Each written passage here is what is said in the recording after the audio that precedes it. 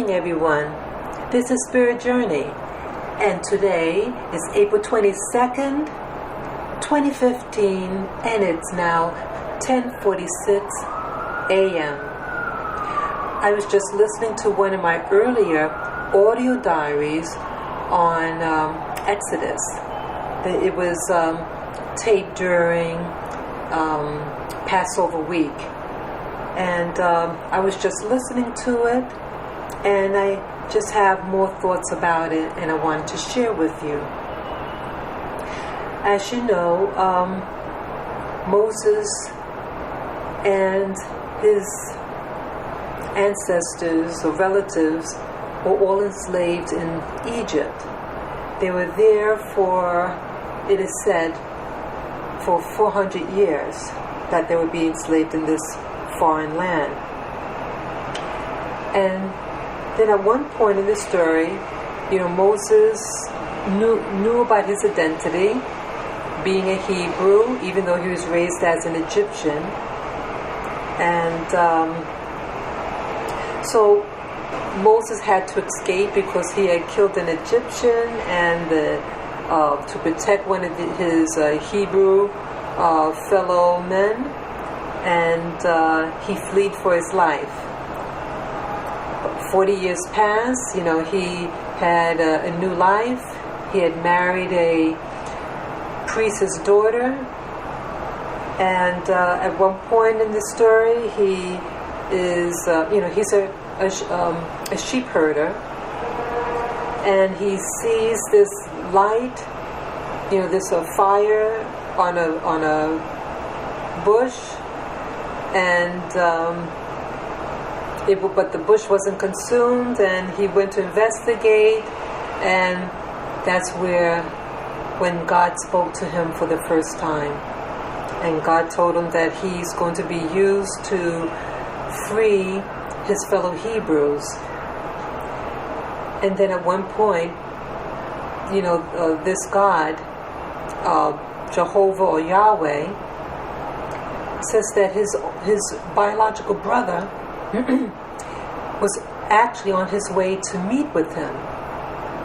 Now, I'm using using as a reference the slavery that happened in the Americas. That I wonder how his brother Aaron would, if he's a slave, how he would have access to leave the plantation, so to speak. That he just had the freedom to leave. And he was also considered a leader amongst the people. So I, using the reference of slavery in the Americas, how they were able to have leaderships amongst the slaves, because you don't want, the Egyptians wouldn't want the Hebrews to revolt, so you have to put a lot of oppression on them, and perhaps separate families, and you'll have spies and people, wanting them, to investigate, anyone who's meeting after dark, and, squashing any, chances of revolt. That's my sphere of understanding of this. But this doesn't seem to be the case. He was able to leave, get a pass somehow, a visiting pass, to meet with his brother Moses, who is in exile for killing an Egyptian. Yet no one follows him there. None of the Egyptians followed Aaron to the meet with Moses. And together they eventually free the Hebrew people.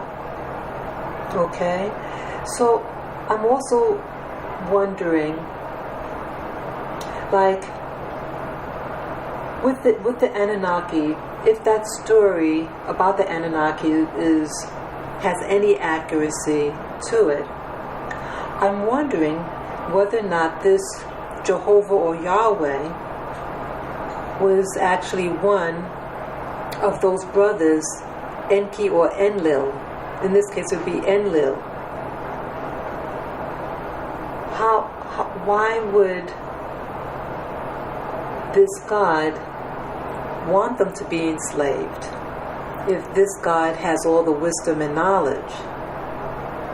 But for whatever reason, this God, Jehovah / Enlil, wants them to stay there in Egypt. One thing that we do know with the ancient Hebrews, that before they entered into Egypt, they were, herdsmen. They were nomadic. They lived in tents. They didn't have, the skills that the Egyptians had. The Egyptians had a culture that had a long continuity. They had their religious system. They had skills in gold and silversmithing, mummification, all these things. I was also told with the Egyptians, they also had what's called an Ark of the Covenant. And the word ark just means a box of something, some type of box. Like Noah's Ark, that was like a box type of shaped boat, So when the ancient Hebrews entered Egypt, they came there as free vessels and then became enslaved according to the Bible. And so they didn't have all these technologies. But one thing we know, that when they left with a lot of wealth. And in fact, the scriptures say that the wealth of the Egyptians was taken by these ancient Hebrews. They were able to obtain gold, silver, precious stones, linen, tools, skins of animals to make their tents, etc. So I'm wondering I'm wondering whether this God, Jehovah, wanted them to, if they didn't have all this knowledge or tools and supplies before, maybe it was actually a test. I mean, I shouldn't say a test, but the purpose was to acquire this material, acquire the knowledge to be able to create. Again, they didn't have knowledge of masonry, because they want you to also believe, modern historians want you to believe that the ancient Hebrews made the pyramids. Okay, so that means they learned about masonry. Okay, but when they left Egypt, they didn't make anything out of masonry, but they did make tents, and that's what, before the wedding, that they had that same knowledge. Okay, but either way, they acquired this knowledge of goldsmithing, silversmithing, and the like. And then they eventually was to build their own temple. And when they were in the wilderness, that they built what's called the Ark of the Covenant. And this Ark of the Covenant had all this power. So I'm wondering whether the whole goal and purpose of the enslavement of the ancient Hebrews was to acquire knowledge so that they can build their Ark of the Covenant, so that they could eventually get the land of Canaan.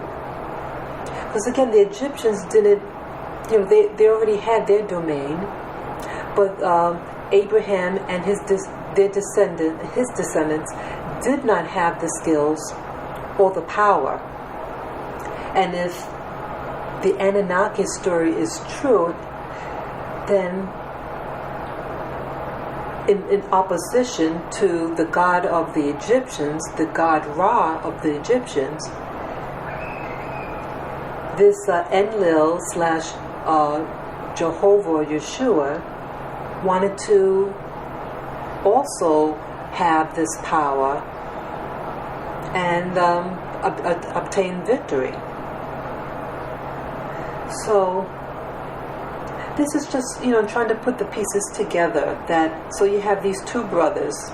Maybe the god of the Egyptians was one of the other brothers, Enki,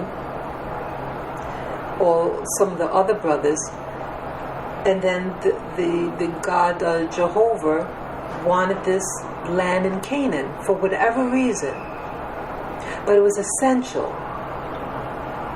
Why was the land of Canaan so essential to this god Jehovah, Yahweh, or Enlil? This is a very provocative story. So it just seems like, there are a lot of things that don't make sense to me with this story, that if they're slaves, but yet they have all this freedom, and they have identity, which was preserved, and then they didn't acquire the land of Canaan. So some things are not by accident. Some things are constructed, and for whatever reason, there is a reason why they were enslaved, and then to have their own nation. And that nation was in the land of Canaan. So take care, and those of you who have insight, knowledge about the story of the ancient Hebrews and about the Anunnaki, feel free to share